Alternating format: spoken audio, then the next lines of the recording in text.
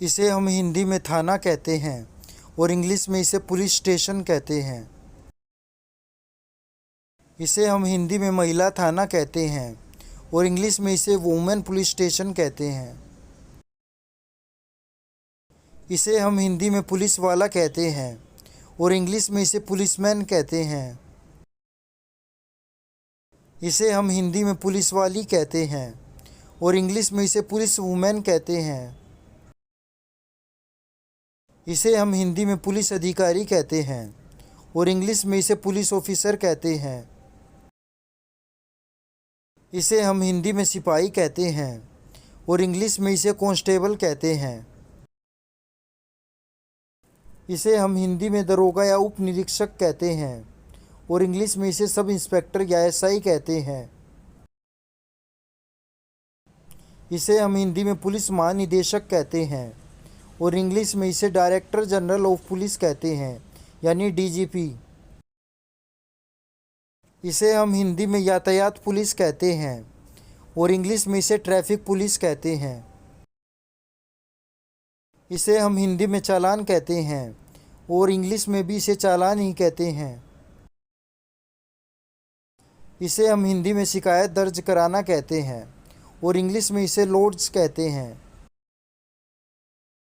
इसे हम हिंदी में प्रथम सूचना रिपोर्ट कहते हैं और इंग्लिश में इसे फर्स्ट इंफॉर्मेशन रिपोर्ट यानी एफआईआर कहते हैं। इसे हम हिंदी में आरोप पत्र कहते हैं और इंग्लिश में इसे चार्जशीट कहते हैं। इसे हम हिंदी में हिरासत कहते हैं और इंग्लिश में इसे कस्टडी कहते हैं। इसे हम हिंदी में पूछताछ कहते हैं और इंग्लिश में इसे इंटेरोगेशन कहते हैं। इसे हम हिंदी में पूछताछ करना कहते हैं और इंग्लिश में इसे इंटेरोगेट कहते हैं। इसे हम हिंदी में छापा मारना कहते हैं और इंग्लिश में इसे रेड कहते हैं। इसे हम हिंदी में हथकड़ी कहते हैं और इंग्लिश में इसे हैंडकफ्स कहते हैं। इसे हम हिंदी में हथकड़ी लगाना कहते हैं और इंग्लिश में इसे हैंडकफ कहते हैं।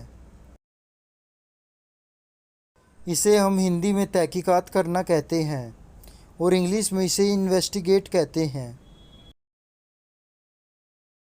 इसे हम हिंदी में रफू चक्कर होना कहते हैं और इंग्लिश में इसे गेट अवे कहते हैं।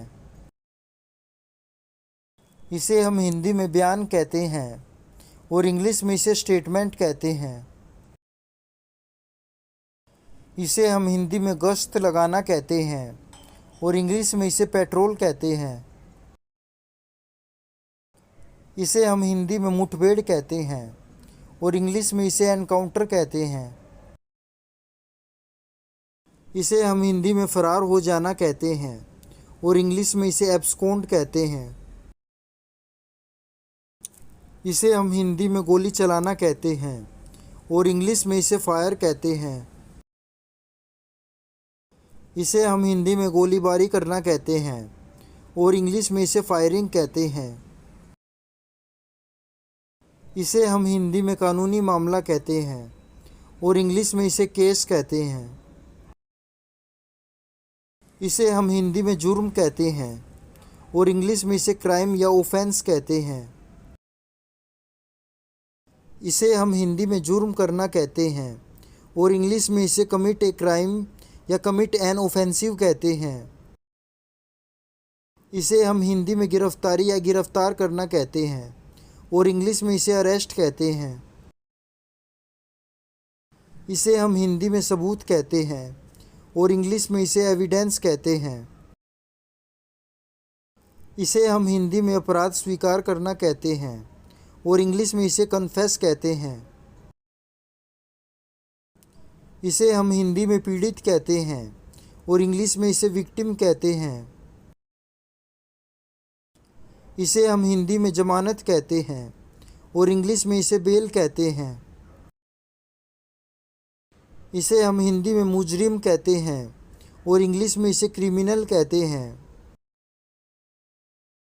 इसे हम हिंदी में कैदी कहते हैं और इंग्लिश में इसे प्रिजनर कहते हैं। इसे हम हिंदी में जेल कहते हैं और इंग्लिश में इसे प्रिजन कहते हैं।